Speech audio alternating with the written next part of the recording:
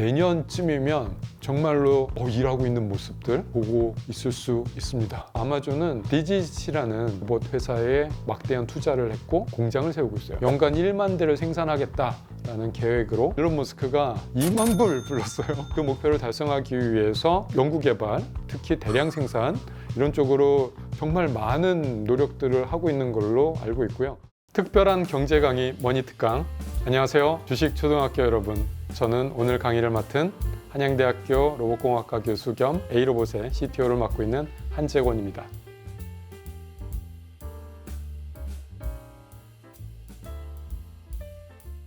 휴머노이드 로봇이란 인간을 닮은 로봇을 말하는 건데요. 인간처럼 두 다리로 걷고 두 팔로 일을 하고 얼굴이 있어서 사람과 서로 의사소통을 하고, 그리고 또 몸체 자체가 크기가 인간의 성인 크기만큼 돼서 인간이 할 수 있는 대부분의 일들을 할 수 있는 로봇, 이것을 줄여서 휴머노이드 로봇이라고 합니다. 로봇 하시는 분들은 로봇의 끝판왕이 휴머노이드 로봇이다 라고 얘기를 하고 있어요. 휴머노이드 로봇 하나를 만들면 정말 다양한 일을 시킬 수가 있을 것이다 라고 생각하고 있습니다. 우리 지금 인구가 줄고 있어요. 노동력이 점점 감소할 것이라고 예상이 되고 있고요. 그러면은 어떻게 할 것이냐 라는 질문을 해야겠죠. 그냥 우리 산업이 계속 뒷걸음질 치고 마이너스 경제를 할 것인가? 그럴 수는 없잖아요. 그랬을 때 그러면 노동력을 어떻게 할 것인가 라는 얘기를 했을 때 로봇을 한번 다 이 상황을 극복해 볼까? 그러면 인간의 노동력을 대신할 수 있는 로봇은 어떤 로봇이 있을까? 라는 얘기를 많이 했어요. 그러다가 그럼 이런 종류의 로봇도 필요하고 이런 종류의 로봇도 필요하고 정말 다양한 종류의 로봇이 필요한데 그럼 그 로봇들을 다 만들 것이냐? 그러기에는 경제성이 없는 거죠. 로봇 한 대를 만들어서 이것도 하고 저것도 하고 다양한 일을 시켜야지 그제서야 경제성이 생긴다라고 생각이 들었는데, 그러면 어떤 로봇이 그 다양한 일들을 다 해낼 수 있을 것인가 라고 했을 때 그 휴머노이드 로봇인 거예요.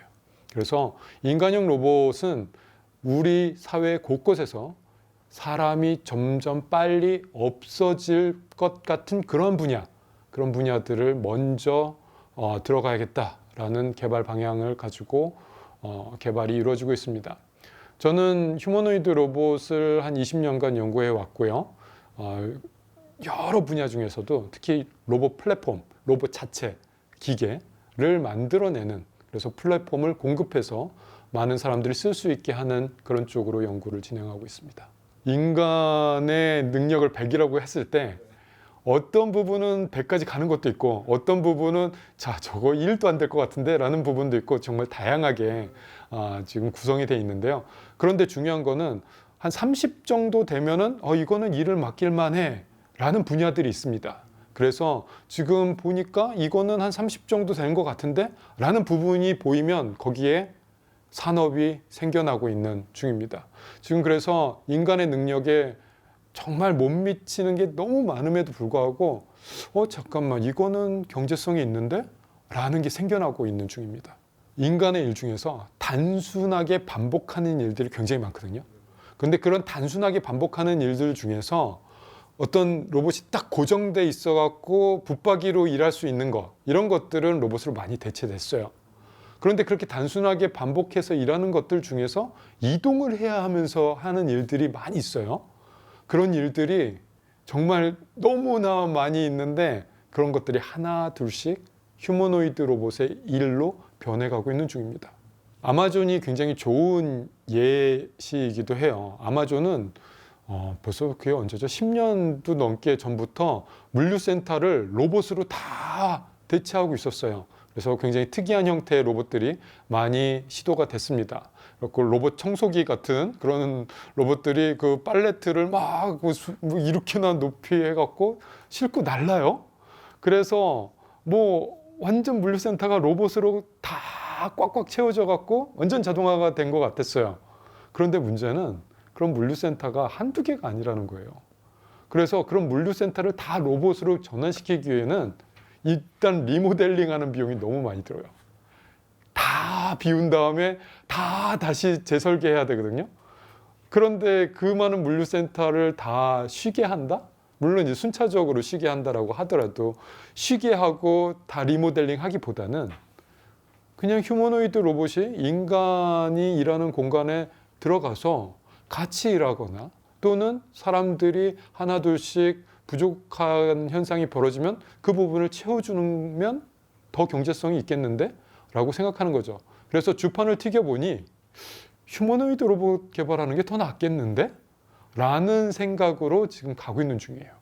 그래서 아마존은 디짓이라는 휴머노이드 로봇 회사에 막대한 투자를 했고 그 회사는 물류센터에 로봇을 집어넣을 수 있는 휴머노이드 로봇을 대량 생산을 준비를 하고 있습니다. 그리고 오레건주였네요. 거기에 공장을 세우고 있어요. 휴머노이드 로봇을 대량 생산할 수 있는 공장. 그래서 알려지기로는 연간 1만 대를 생산하겠다라는 계획으로 지금 열심히. 제일 중요한 건 돈이죠. 그래서 그 로봇 얼만데, 그리고 운용하는데 얼마가 드는데, 그게 가장 중요한 요소일 겁니다. 그래서 일론 머스크가 2만 불 불렀어요. 한국 돈으로 하면은 1,400원 계산하면 2,800만 원 정도 되나요? 그런데 그게 지금 가격이 아니에요. 목표 가격입니다. 목표 가격을 2만 불로 잡았다는 얘기지 지금 옵티머스를 2만 불에 판다라는 얘기가 아니에요. 어쨌든 그 목표를 달성하기 위해서 지금 연구개발, 특히 대량 생산 이런 쪽으로 정말 많은 노력들을 하고 있는 걸로 알고 있고요. 그런데 중요한 거는 2만 불이라는 숫자를 불렀다는 거예요. 그 숫자를 그냥 부른 건 아닐 거고요. 그 정도는 돼야 경제성이 있다라고 생각하는 거죠. 저도 일면 동의를 하고요. 지금 현재는 2만 불이 뭐예요? 10만 불 이상 줘야 겨우 파는 사람이 이득 요만큼 남겨놓고 팔 수 있는 정도일 거예요. 저희 A로봇에서 파는 로봇도 지금 9만 불에 연구용으로 판매가 되고 있어요.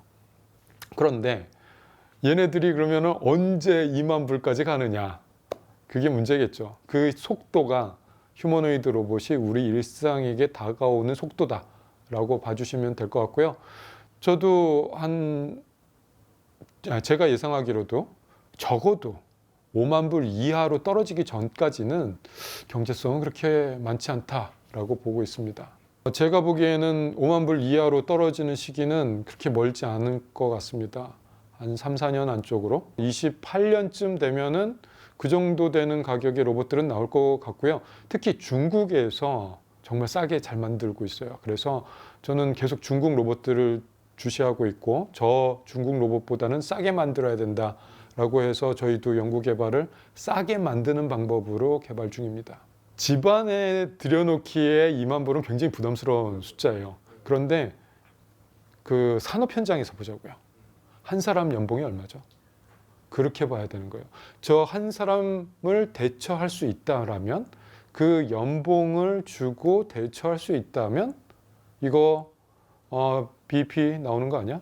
ROI 넘어가는데? 라고 생각이 들 수가 있는 거죠. 그래서 일단 집에 들어오는 거는 우리 가정에 들어오는 거는 아직 좀 시간 더 걸릴 것 같아요. 그런데 산업 현장에 투입되는 거는 저는 28년 정도 그 정도 플러스 마이너스 이렇게 보고 있습니다. 충분히 경제적인 가치가 발생될 겁니다. 테슬라는 휴머노이드 로봇을 시작한 지가 얼마 안 됐어요. 몇 년 안 됐는데 지금 거의 탑티어로 올라가고 있는 중이죠. 정말 좋은 연구자들이 100명 넘게 모여 있어요. 그러다 보니까 기술 개발 속도가 엄청 빠르고요. 그리고 내년에 아마도 테슬라의 자동차 만드는 공장에서 이 옵티머스라는 로봇이 어떤 한 부분의 공정을 담당하는 것을 보게 될 것 같아요. 그래서 연습하고 있는 거, 훈련하고 있는 거 이런 것들을 보면은 자동차를 생산하는 데 필요한 한 부분들, 공정들 이런 것들을 계속 연습하고 있는 중이에요. 그렇다는 얘기는 하겠다라는 거잖아요. 그래서 쉬운 작업부터 인간이 하기 귀찮은 작업부터 인간은 저것 좀 안 했으면 좋겠어 라고 하는 작업부터 테슬라의 옵티머스 로봇이 공장에 투입되는 그런 장면들을 내년에 볼 것 같습니다. 지금 자동차 제조 공장에 가보면 공정의 한 90%는 로봇으로 이미 다 돼 있어요. 그런데 뭐 지금이랑 뭐가 다른데? 지금 있는 로봇들이 더 좋은 건데? 라고 생각할 수 있는데, 더 중요한 거는 그 나머지 10%입니다. 그 나머지 10%는 수십 년간 로봇이 들어가지 못한 분야예요. 전체 공정을 로봇들이 할 수 있는 것들은 다 한 거예요. 그런데 나머지 10%는 이거는 인간이 할 수밖에 없어 라고 했던 부분인데, 그게 굉장히 또 인간들이 하기에는 좀 쉽지 않은 부분들도 있어요. 그럼에도 불구하고 로봇은 절대 못해 라고 했던 부분인데, 이런 부분을 로봇들이 들어가겠다라고 하고 있는 거예요. 그래서 일론 머스크가 무슨 생각을 하고 있는지는 모르겠지만, 제조라는 것은 인간들이 앞으로는 하기 적당하지 않은 직업 아닌가? 라고 생각하고 있는 것처럼 느껴집니다. 그래서 10년 뒤에 20년 뒤에 인간은 어떤 사회를 구성하며 살지는 모르겠지만, 어떤 물건을 만들어낸다 이럴 때 인간이 한다고? 그거 좀 이상하지 않아? 라는 생각을 하는 그런 사회가 우리가 맞이하게 될 사회일 수도 있어요.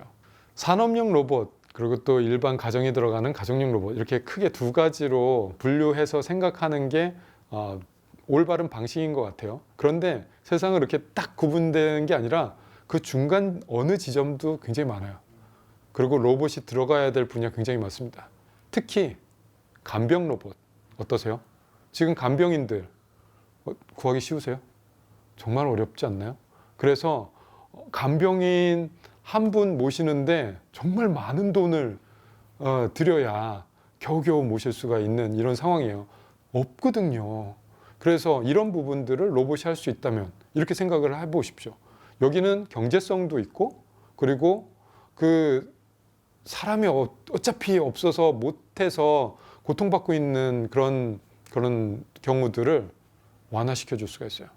그렇게 산업용 로봇으로 발전하다가 이런 간병인 로봇 같은 곳으로 또 발전하고, 그러다 보면 기술은 계속 축적돼서 개발될 테고, 로봇을 만드는 만큼 대량 생산해서 가격은 낮아질 테고, 그러다 보면 언젠가는 우리 가정에 들어올 수 있을 만큼의 기술과 가격이 만들어질 수가 있는 거죠. 네네, 휴머노이드 로봇은 아직까지는 뭐 영업 실적이 얼마다라고 공개하고 자랑하고 있는 회사는 별로 없고요. 산업용 로봇, 제조용 로봇이라고 부르기로 했습니다. 제조용 로봇은 이미 글로벌 기업들 많습니다. 수조 원대의 매출을 올리고 있는 글로벌 기업들 많이 있고요. 근데 좀 다릅니다, 기술이. 제조용 로봇은 이미 포화된 레드오션이고요.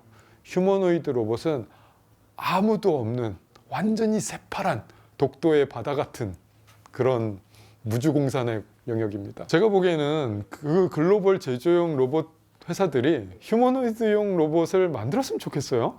기술력도 있을 거라고 생각이 들어요. 그런데 희한하게도 다릅니다.